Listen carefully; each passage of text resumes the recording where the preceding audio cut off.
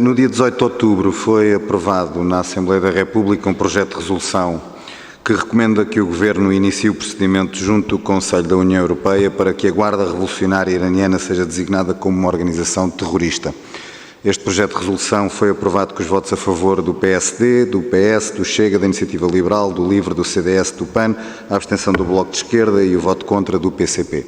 Portanto, e a pergunta era para saber se desde esta altura, portanto, como é que o Ministério dos Negócios Estrangeiros já se está a preparar para, imagino eu, concordando, seguir e aplicar esta recomendação aprovada pela Assembleia da República no seio das instituições europeias. Depois gostaria de falar, aqui indo a outra geografia, de um povo que está na pobreza quando a sua elite é opulenta, de um povo oprimido, um povo que também é reprimido com violência estatal, de um país que ocupa consistentemente os últimos lugares de todas as tabelas de desenvolvimento humano, apesar de todas as suas riquezas naturais, um país que se tornou uma plataforma de narcotráfico e, na verdade, vários tráficos, madeiras exóticas, pedras preciosas, um país onde partidos de oposição são impedidos sequer de concorrer a eleições e mesmo aqueles que ainda concorrem depois deparam-se com fraude eleitoral, atas que não refletem a realidade, isso segundo observadores credenciados, e depois, rapidamente, resultados eleitorais que são reconhecidos por países democráticos, democráticos entre aspas, como a Rússia, a China e a Bielorrússia. Eu sei que estão na dúvida se eu vou falar de Moçambique ou da Venezuela. As características são exatamente as mesmas e eu, obviamente, que vou falar dos dois. O primeiro somos, e quer um, quer outro, eu não vou estar aqui a fazer um grande debate. Acho que das conversas que temos tido já são conhecidas aquilo que são algumas divergências de posição ou de velocidade, digamos assim, entre o Governo e a Iniciativa Liberal, mas há alguns pontos que eu penso que as questões devem ser colocadas. Relativamente a Moçambique, e não tinha aqui previsto, mas perante aquilo que o Sr. Ministro também foi referindo, acho que sobre aquilo que se passa em Moçambique, usar uma expressão como hostilidade recíproca, portanto, colocando ao mesmo patamar aquilo que é a realidade do regime e daqueles que se opõem ao regime, não me parece justo. O Sr. Ministro também falou de 2 mortos, mas não falou de 130 mortos. Há uma diferença entre os 2 e os 130, é que os 2 mortos nós não sabemos ainda quem foi, os 130 sabemos que foi a polícia. E depois também focou-se muito nos canais de solução, apenas quase exclusivo no âmbito da CPLP. Sim, é um dos canais possíveis, mas também há, por exemplo, o canal da União Europeia, e a União Europeia tem interesses e tem feito investimentos de cooperação em Moçambique e, portanto, obviamente que ao nível da União Europeia também têm que ser canais que estão prontos.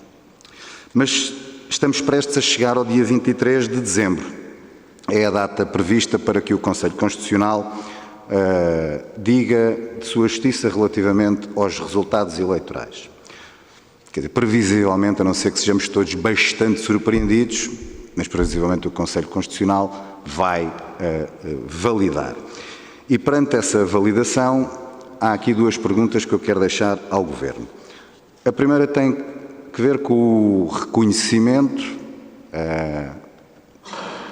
quer dizer, eu acho que vai ser expectável, mais dia, menos dia, depois o Governo vai também, se calhar, reconhecer. Eu, mais que uma pergunta, queria quase aqui deixar um pedido, que é que, se estão a pensar reconhecer os resultados e aquilo que vem a ser validado pelo Conselho Constitucional, que não o façam logo no primeiro minuto a seguir. Porque temos ONGs que tinham observadores credenciados que afirmam que houve fraude, que se recusam a entregar até atas ao Conselho Constitucional para que elas não venham a ser deturpadas. A própria missão da União Europeia, embora o seu relatório, que só vai aparecer lá para março, talvez, mas no comunicado de imprensa, e eu vou citar o que disse o relatório dos observadores da União Europeia. Portanto, falam mesmo em irregularidades durante a contagem, alterações injustificadas dos resultados eleitorais a nível das assembleias de voto e a nível distrital. Há também denúncias quer dizer, eu vou dizer um número, talvez o número possa ser excessivo, mas mesmo que seja metade já é um escândalo, de cerca de 300 mil zimbabuanos que entraram em Moçambique para votar nas eleições de Moçambique. Quer dizer, perante todas estas situações, eu fico quase aqui um pedido, até usando uma expressão que o Sr. Ministro usou há pouco para outro grupo parlamentar, aqui um pedido quase candente de que o Governo depois não faça um reconhecimento logo nas primeiras horas. Pelo menos que não sejamos um país que se vai juntar a esse grupo das democracias, como a Rússia, a China, a Bielorrússia ou a Venezuela, que foram os países que até agora já reconheceram os resultados eleitorais.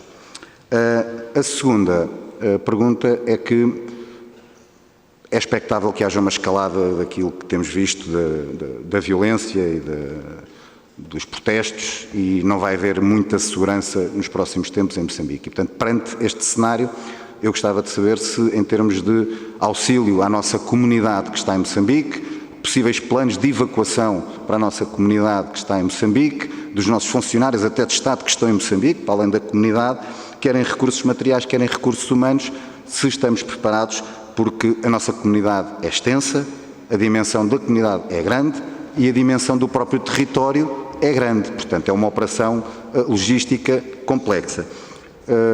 Com a sua tolerância, Sr. Presidente, para terminar só relativamente à Venezuela, até porque hoje, e o Sr. Ministro também fez referência a isso, foi entregue o Prémio Sakharov a Maria Corina Machado e Edmundo no Parlamento Europeu, designou-os como lutadores pela liberdade, que são, eu também reconheço como lutadores de liberdade, aqueles moçambicanos que estão na rua a lutar pela democracia.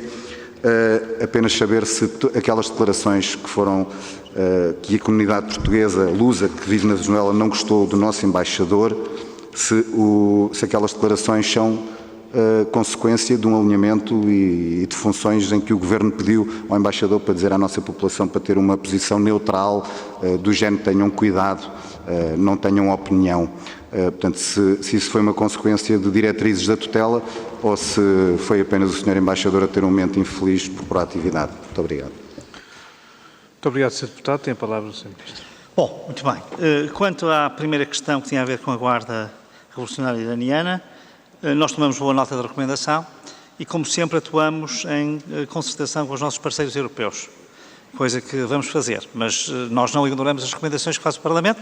Algumas são sensatas, outras não são, do nosso ponto de vista, mas evidentemente o Parlamento é soberano e há, como eu disse aqui há pouco, a propósito até das posições do Bloco de Esquerda no conflito israelo-palestiniano, obviamente que as pessoas representam opiniões legítimas e todas são aceitáveis, portanto, mesmo quando nós achamos que não são. Aqui não é o caso, é uma matéria muito delicada, difícil, mas tomamos boa nota da recomendação e estamos permanentemente, como compreende, o conflito no Médio Oriente é de tal maneira complexo, que está sempre em evolução, que nós, no Conselho de Negócios Estrangeiros da União Europeia, temos uma discussão muito, digamos, viva sobre estas matérias, portanto, enfim, eu tomei boa nota e veremos, enfim, não prometo que alinhemos por esse caminho, mas é algo que nunca deixou de ser equacionado em termos de Conselho de Negócios Estrangeiros da União Europeia e é aí que nós vamos por essa questão sempre. Depois, segundo ponto, quanto a Moçambique, eu queria esclarecer uma coisa. Quando eu falei em hostilidade recíproca, de maneira nenhuma estava a fazer equivaler a repressão de autoridades sobre manifestantes com outro tipo de... Agora, a questão em Moçambique, queria dizer mesmo isto é mesmo verdade. E não, porque nós temos informação bastante qualificada. Há muitos sítios em que não é disso que se trata. Existem convulsões, há pessoas totalmente indefesas, que, pronto, havendo um certo caos, estão a sofrer impactos sem que tenha havido interferência das autoridades nisso. E, portanto, era esse tipo de movimentos. O movimento é muito... A situação é bastante mais complexa do que pôr as coisas só nos bons e nos maus de um lado e do outro. Não é bem isso que se está a passar, porque há muitas coisas que são, digamos, quase que espontâneas e que não estão diretamente relacionadas com os fenómenos condenáveis a que o Sr. Deputado se referiu. Pronto, este é um aspecto. Depois eu queria dizer o seguinte, eu não ignorei nada o número de mortos, que até já vai acima de 130, provavelmente. Portanto, eu salientei os dois porque esse crime tinha uma natureza aparentemente política e foi condenado logo na hora. Toda a violência está a ser condenada por nós. Portanto, queria dizer isto de uma forma muito clara, sem exceção, e eu até, enfim, os números que tenho já ultrapassam os 130, mas nós não temos aqui também, digamos, estatística apurada, mas só para dizer que, e temos feito saber isso também às autoridades moçambicanas, através da nossa embaixada, através dos nossos contactos. Nós julgamos, como lhe digo, que teremos que ver o que é que vai dizer o Conselho Constitucional, teremos que analisar a situação e teremos que ter uma coisa que também temos que ter na Venezuela. Nós não podemos esquecer que temos lá uma grande comunidade portuguesa, que temos lá muitas empresas portuguesas e que isso também é um encargo e uma tarefa que compete ao Ministério dos Negócios Estrangeiros.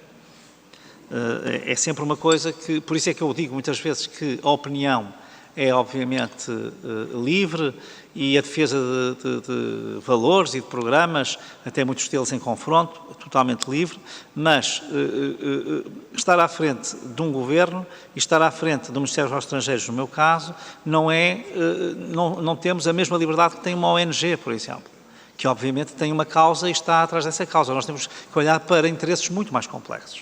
E esta é uma pedagogia que eu faço sempre, mas quando a faço-a porque, de facto, nós temos que olhar para as comunidades portuguesas e para os interesses, por exemplo, de empresas portuguesas, o que não significa que nós ponhamos de parte os nossos princípios, os nossos valores, mas evidentemente que eles têm que ser defendidos também com prudência, porque também é princípio fundamental do Estado a proteção das suas comunidades portuguesas e, portanto, esse é um aspecto que temos aqui. No caso de Moçambique, que é diferente do caso da Venezuela neste particular, nós temos uma outra questão. Nós fomos potência colonial em Moçambique. Isso põe-nos numa situação diferente de outros Estados. Por isso eu tenho uma grande preferência pelo veículo CPLP para atuar aqui, sinceramente. Digo isto sem nenhum constrangimento, porque temos que ter isso em consideração. É um dos fatores que torna complexa a análise, não é? E, portanto, evidentemente que temos que ter essas questões em atenção. Agora, evidentemente que não tenho dúvidas que naquilo que disse o deputado Rodrigo Saraiva e muitos deputados de outros partidos, incluindo dos partidos do Governo, me têm feito saber, eu compreendo que para os portugueses em particular, esta é uma questão muito importante. Não há dúvidas que é. E isso tem-nos feito chegar isso e, portanto, vivem, de facto, com grande proximidade esta situação, digamos, de instabilidade política e social que justamente resulta de um ato eleitoral que tem sido altamente controverso. Enfim, vamos ver o que é que diz o Conselho Constitucional e vamos, passo a passo, sem velocidade, vou tomar em nota a sua recomendação de alguma, digamos, atenção a esta situação, vamos ver isso. No caso da Venezuela, deixe-me só dizer o seguinte a este propósito. De facto, o governo português não se revê nos termos literais daquilo que disse o Sr. Embaixador, isso foi-lhe feito sentir imediatamente, portanto, pelos canais próprios, mas há duas coisas que eu tenho que dizer. Em primeiro lugar, o contexto em que ele disse aquilo, tenho a certeza que não é o contexto político que depois foi feito, e portanto também tenho que dizer isso em abono do próprio. Ele no fundo estava a dar um conselho, talvez paternalista, mas às pessoas, portanto talvez isso, e isso não está bem, não devia ter-se exprimido dessa maneira, e isso foi-lhe feito sentir, mas há uma coisa que eu lhe vou dizer que não sabe, e que eu não posso usar sistematicamente. Poucos embaixadores terão sido tantas vezes chamados ao Ministro dos Negócios Estrangeiros, ou ao seu número 2, ou à sua número 2, como este embaixador. E isto até é uma resposta também ao deputado Paulo Pisco, porque ele tem sido um defensor intrépido dos direitos das pessoas que estão a ser oprimidas e isto, eu não ficava bem com a minha consciência se não dissesse isto. O nosso embaixador já foi ameaçado de expulsão variedíssimas vezes. Portanto, não pode agora ser julgado na praça pública por causa de uma frase menos feliz que não reflete a luta que ele tem travado em Caracas e onde se tem imposto com grande galhardia. Portanto, isto eu queria dizer, porque sinceramente eu sei que isto é, enfim, até uma informação um pouco confidencial, mas em defesa da honra, não, estou aqui a fazer perante o Parlamento porque acho que se deve fazer, porque é uma pessoa que se tem batido imenso pelos valores, que o tem feito de uma forma muito, eu diria, correta, que lhe permite de facto ter alguma influência, ao contrário do que está suposto no discurso do deputado Paulo Pisco, e até com bastante sucesso em muitos casos, tem sido interlocutor de muitos países estrangeiros, Já mais de uma vez sinalizou ao governo português para tomar uma posição sobre um concreto assunto até um pouco mais dura, porque acha que nesse momento é um momento em que é importante fazer isso. Portanto, julgá-lo apenas por uma frase que foi menos feliz, sinceramente acho que seria errado, e eu não posso fazer porque eu sei, não é? Os senhores deputados não têm obrigação nenhuma de saber e eu percebo aquilo que disseram e a reação que tiveram. Percebo-a perfeitamente, mas digo com sinceridade, ele tem nesse plano, tem tido também aqui muitas atuações que merecem elogio e que não são assim públicas, porque por natureza da própria atividade de um embaixador não podem ser. Muito obrigado, Sr. Ministro. Tem a palavra o deputado Rodrigo Saraiva, para que efeito? Uma interpelação à mesa muito rápida, Sr. Presidente, se me Interpelo, permitir. Sr. Deputado. Muito obrigado.